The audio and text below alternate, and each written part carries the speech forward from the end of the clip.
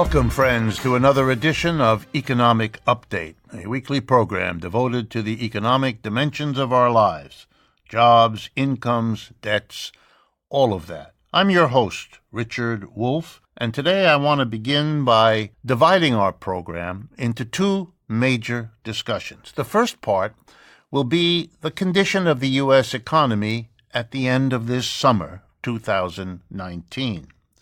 And the second topic will be the market, this institution that gets such a remarkable play in our culture and our society, but that deserves the kind of critique I hope to offer in the second part of today's program. So let's begin with the U.S. economy. Every day we hear from the Trump administration, from Republican leaders, and unfortunately from quite a few others, that our economy is quote-unquote great or, quote, in great shape. It isn't. But let's explore why it's even possible to say such a thing.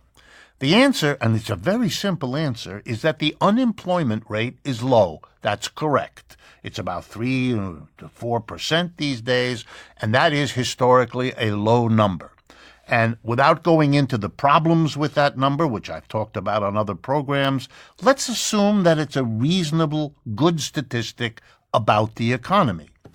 No one who has ever studied the economy, certainly no one with a claim to be an economist, would ever judge the economy by one statistic. It would be as if you went to the doctor, he gave you a thermometer to check your temperature, it was 98.6, and therefore you're done. Isn't that wonderful? You're normal. That would be a doctor you should never visit again. Why?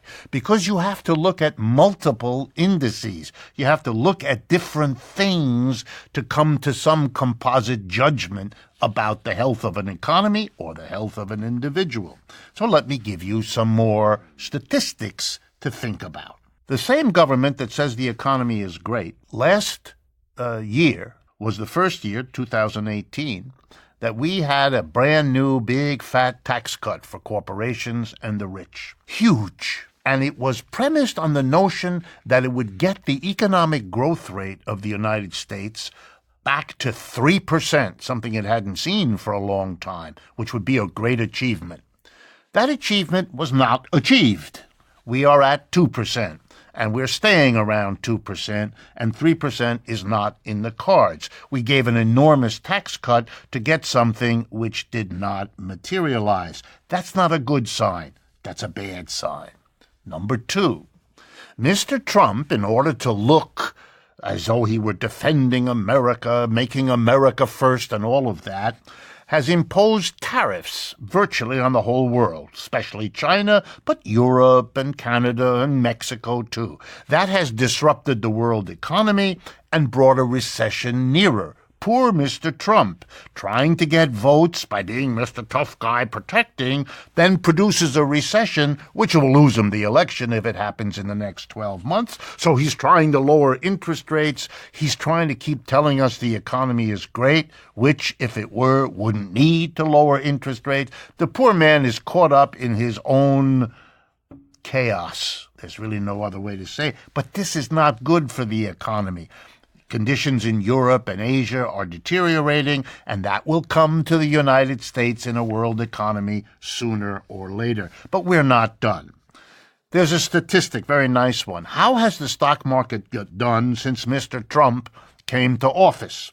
The answer is, as of mid-August 2019, that the stock market is up 29%. That's very impressive in two ways. Number one, it's a way more of an increase than wages have seen. In other words, the gap between the rich who own the shares and the rest of us has gone wider. The inequality has become worse over the last period since he was elected. But here's the number you might also enjoy. Using the same 645 days of Trump and asking how well did Mr.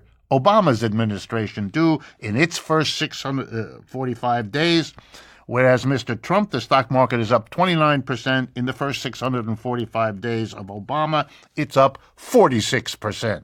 Mr. Obama was even better for corporate America than Mr. Trump. In the 1960s, the ratio between CEO pay and average worker pay was in the neighborhood of 30 to 1. By the 1990s, it had become the ratio of 100 to 1. Since the year 2000, it has gone up to, ready, 250 to 1, the gap between the people at the top of our corporations. Now, nobody in their right mind thinks they're that much better today as leaders of corporation than they were in the 60s and 70s. I might remind you that in the 60s and 70s, when CEO pay was only 30 times the average workers, we had a more rapid rate of growth than we've had ever since. So more CEOs hasn't helped the economy, but it sure has helped the CEOs. And here's another measure of how well we're doing. The Federal Reserve did a study. Every year it does this study on the condition of American households. So the results for 2018 are in, and here's a statistic that jumped out at me. 1 in 4 Americans during the year 2018 did without needed medical care because they could not afford it. 25%. That includes millions who have medical insurance, but it still didn't cover something they needed, and therefore they did without it. That's not an economy that's doing great, no matter how you slice it. But I don't want to leave you with the notion that there's all bad news here.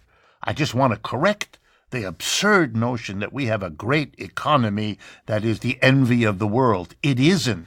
Every one of the things I just went through with you isn't the envy of the world. It's something the rest of the world is happy it has avoided. But here's a bit of good news.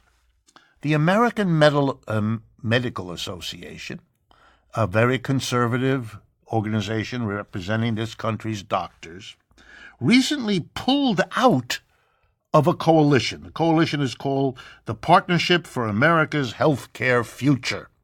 This is a coalition that is a lobbying group. It represents drug companies, medical insurance companies, doctors, and hospitals. Or it did represent the doctors, but the doctors pulled out. You know, that coalition was very strong.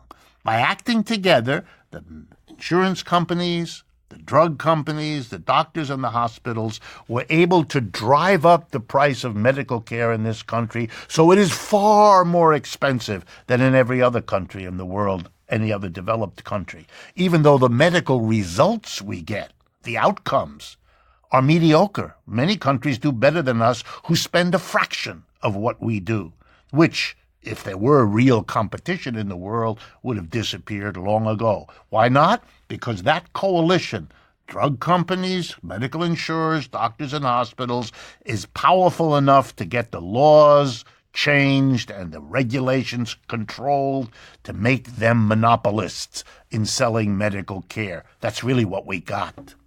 But the American Medical Association pulled out. Why?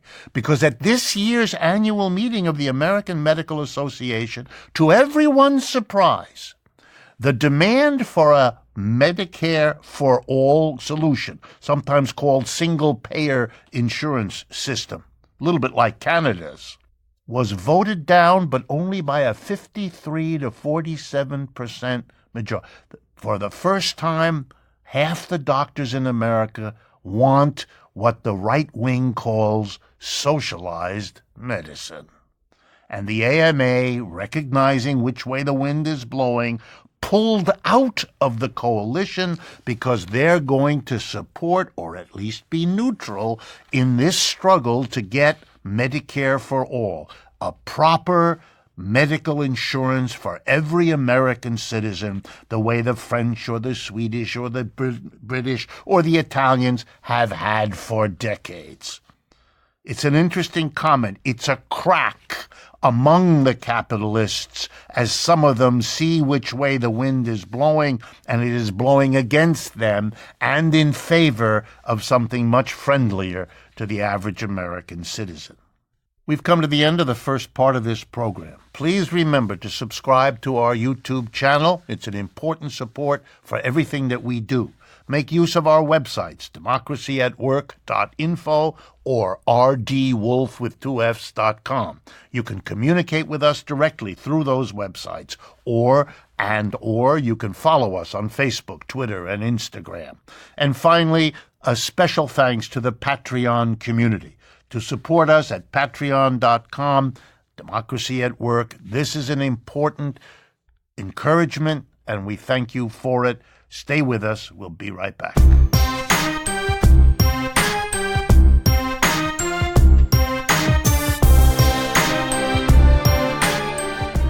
Welcome back, friends, to the second part of Economic Update. I want to spend this part talking about an institution that gets an extraordinary amount of praise, adulation, a kind of fawning, almost fetishistic notion of it being some kind of superb institution. I'm referring to the market. I want to talk to you about the market, not because there aren't some things about it that are useful and helpful, but because there are lots of other things that are terrible. And those have to be part of the equation if you're going to come to any kind of reasonable judgment about this particular human institution, the way you would look at a balanced assessment of any other human institution. So let's begin. Some people seem to use the word capitalism and the word market or free market as synonymous. This is a mistake. It's not a question of interpretation. That's just wrong, and let me explain. Capitalism is a system of producing things, goods and services. So we distinguish it, for example, from feudalism and slavery, which are alternative ways of organizing production. You know, in slavery, there's a master and a slave, and they have a relationship that produces goods and services. In feudalism, there's a lord and a serf, and they have a different relationship. For example, in slavery, a person can be the property of another person. The slave is the property of the master. In feudalism, it's not like that. The serf is not the property of the lord. The lord can't buy and sell serfs the way a master can buy and sell slaves. And capitalism is different from both of them because we organize that into the employer-employee, and the employer can't buy and sell employees, and the employee, unlike a serf, doesn't go with the land or stuck to that particular employer. He's free or she's free to go, etc. So these are different ways of organizing production. Market is something else. A market is a system of distribution. That's what do we do with the product after it's produced? How do we distribute the shirts from the maker of shirts to everybody who wears one? How do we distribute the product of the farmer to everybody who needs to eat a meal, etc., etc.? And the market does that by what we call a quid pro quo exchange. I take shirts, if that's what I produce, and I go to a market and I bargain. I'll give you 2 shirts, you give me a bushel of potatoes, or 2 bushels, or that's the way it's done. Okay, so a market is a system of distribution. To show you the ignorance of equating that with capitalism, let me remind you, you probably know, but let me remind you, that markets have coexisted with slavery, feudalism, and capitalism. They're not peculiar to capitalism. For example, in slavery, there's a market in, you guessed it, slaves.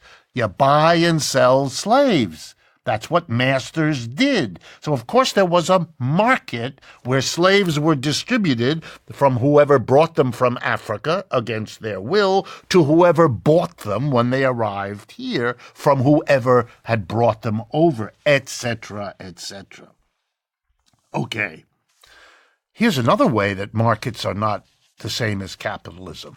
In every socialist country that we've had so far, Russia, China, Eastern Europe, Cuba, Vietnam, whichever one you want to pick, there were, throughout their history, markets. Lots of stuff was distributed by means of market exchanges. If you study any of those economies, the notion that actually existing socialism was not market is just ignorance.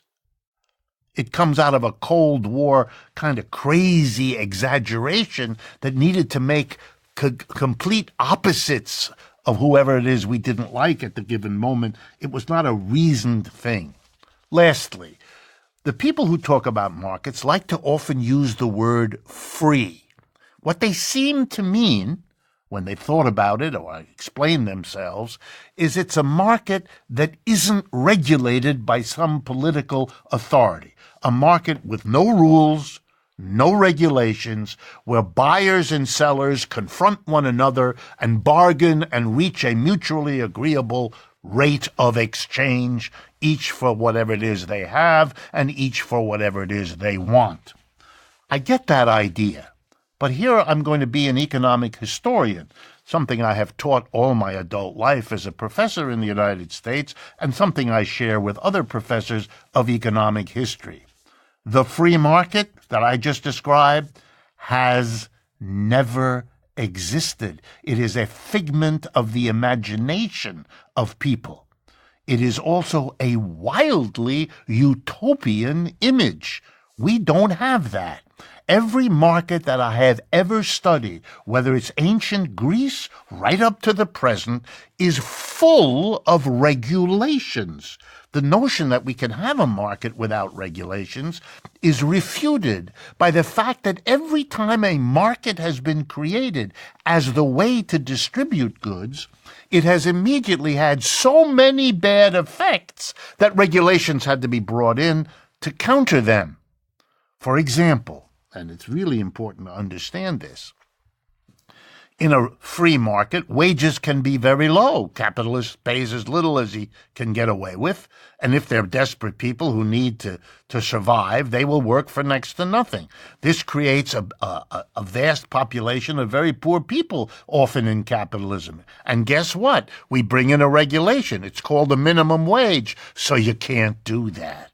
Here's another example. Some companies get into a position where they're the only company producing something, and they can jack up the prices because you've got nowhere else to go. Think of your local utility. You don't have 6 utility companies to choose from. You don't have 6, etc., etc. So those companies jack up the prices. You know what we have as a result? The antitrust division of the Justice Department to break up the monopolies, because if you let the market go, the competition among many becomes a few, and then they do what they always do, and in come the regulations. There's a good reason why we have regulations, because markets have undesirable effects. So let's talk a little bit about them. First, let's remember what a market is. A market says that there are goods that people want. Let's suppose ice cream cones, for lack of a better example. Ice cream cones. Let's suppose there are 20 ice cream cones that are available for sale. And let's suppose that there are 50 people who want an ice cream cone. So the supply of ice cream cones, 20, and the demand for ice cream cones, 50. What happens? Very easy to understand. Let's suppose the sellers of ice cream cones are ready to sell them at 20 cents a pop. Well, the richest people out of the 50 immediately realize there's only 20 cones and there's 50 of us. But I've got a lot of money, so I'm going to offer 25 cents. Oh no, says another rich person. I'm not going to stand by while he gets it for 25. I can afford 30. And another rich one said, well, I can afford 50. You see what happens? The price gets bid up. As we teach in economics, the demand being greater than the supply, the price goes up. The idea being those with the most money can keep raising the price because they can afford to pay. But as the price goes up, the poorer people have to drop out of the race because they can't afford $2.18 for a cone. So guess what happens? When the dust settles, the 20 cones go to the people willing to spend the most money to bid up the price, because they don't care, because they're rich. They'll pay $5 a cone. In other words, what markets do is distribute whatever is scarce to the people with the money. The most money wins. Well, if the market is a game in which those with the most money win, then it's a game that favors the people with the most money. This is not rocket science, friends. The market is a system that favors the rich, which is why the rich love markets. What would be an alternative to the market? Well, here's one. We would distribute whatever's scarce according to some other rule. Not the rule who's got the most money to bid up the price. Here's an alternative rule. Who's got the greatest need? If I substituted milk for the ice cream in my example, and I said to you, of the 50 people who want milk, there's a dozen rich people who want it for their cats, and then the rest of the people want it for their babies. Well, suppose the rich people bid up the price so those with the babies can't afford it. Their babies go without so that the pets of the rich have the milk. Are you okay with that? Because that's the market solution.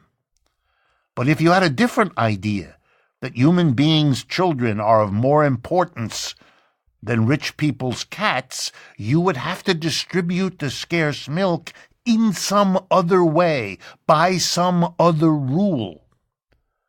But folks, you already do that.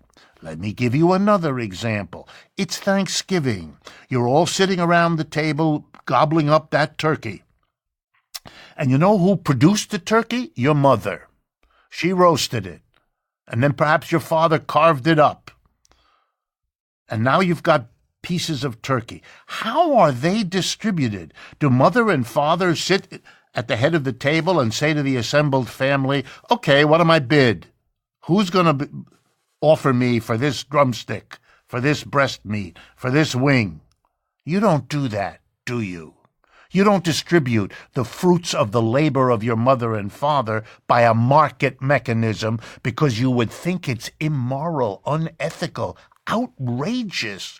Instead, your mother and father distribute because they love you. They distribute to everybody. They don't discriminate. They let everybody choose. What do you prefer? The leg or the wing or what? You understand? It's a different rule that you use in your home.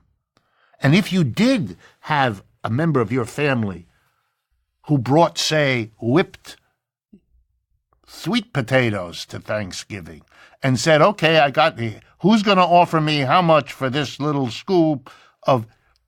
There would be a lecture given to that person. We are a family, that person would be told. We love each other. We produce food for one another because it's part of how we hang together as a family.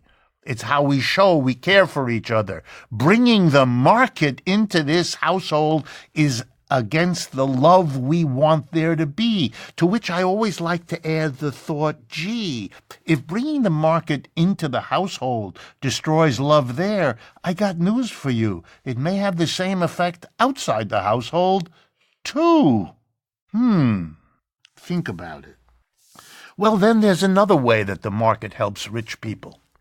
They use their money to get scarce things that help them be rich into the future, that help their children be rich. If you ever look at rich people, you find out very quickly they spend a lot of money on tutors, on special programs for their children, on special schools for their children, on all the best medical care, and on nice trips for them to learn about interesting things. You get the picture? They're taking care that their children will be rich in turn by spending money which poor people don't have. Here's another thing rich people do. They hire very expensive tax lawyers and accountants. You know what for? To get out of paying taxes, which those people specialize in. But they're very expensive. So you have to have a lot of money to pay the person who's going to get you out of having to pay taxes on your lot of money.